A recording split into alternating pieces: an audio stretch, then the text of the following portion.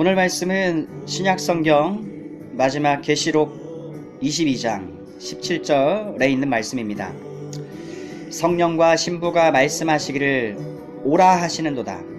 듣는 자도 오라 할 것이요 목마른 자도 올 것이요 또 원하는 자는 값없이 생명수를 받으라 하시더라.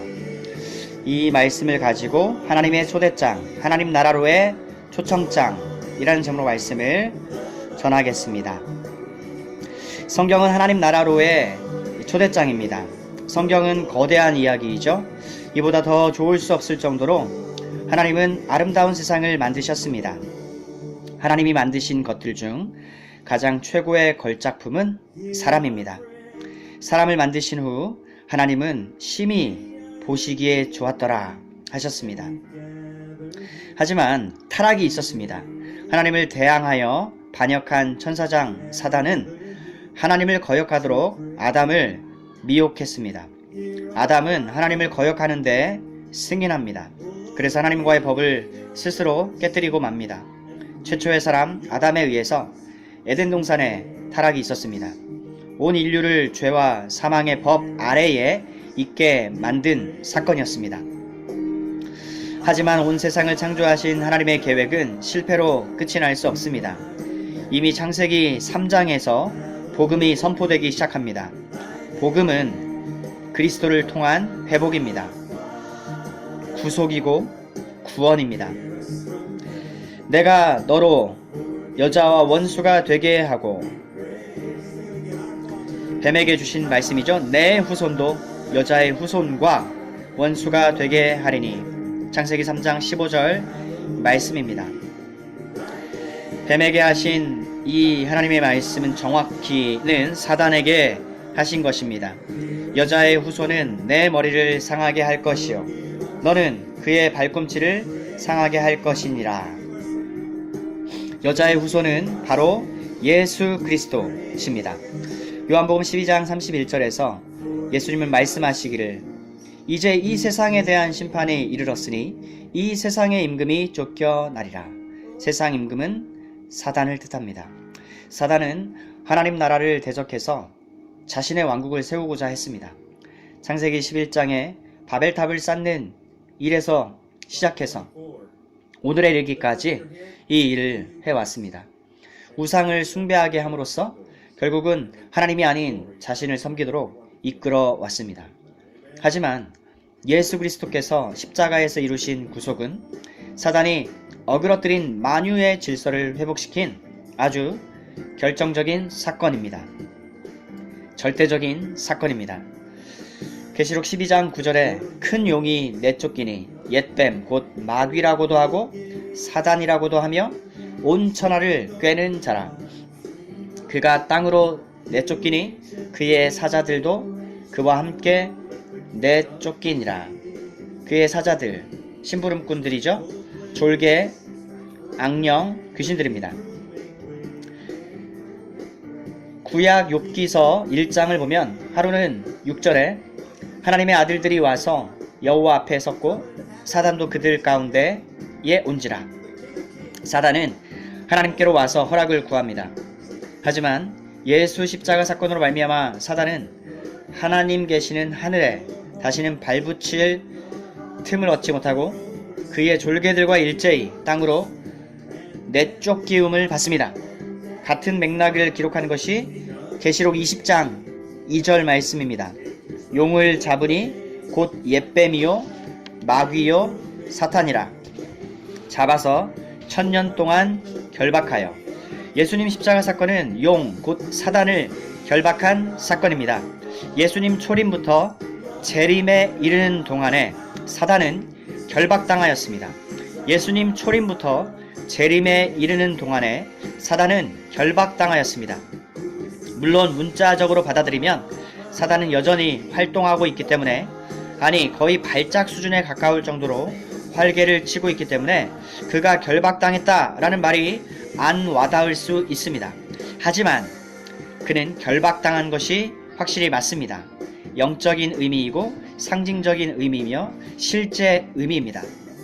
예수 십자가 사건은 실로 사단의 머리를 깨부서뜨린 하나님의 결정적인 승리의 사건입니다. 예수는 비록 발꿈치를 상했지만 손과 발에 못을 박히고 창으로 옆구리를 찔린 채 십자가에 달려서 돌아가셨지만 그분은 3일이 채 되기도 전에 다시 살아나셨습니다. 반면 사단은 그때에 철저한 패배를 당했습니다. 여러분, 복음의 핵심은 십자가에서 승리하신 예수 그리스도입니다. 반면 십자가에서 참패를 당한 사단입니다. 그리고 그의 소생 가능성은 0%입니다. 그는 결박당했기 때문에 결박당한 채 영원한 불못에 들어갈 일만 남았습니다. 최후 발악을 하여도 말 그대로 어디까지나 최후 발악일 뿐입니다. 계시록 20장 10절에 또 그들을 미혹하는 마귀가 불과 유황못에 던져지니 거기는 그 짐승과 거짓 선지자도 있어 세세토록 밤낮 괴로움을 받으리라.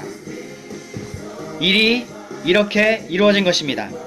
창조, 타락, 구속 있었습니다. 이제 종말만 남았습니다. 완성만 남았습니다.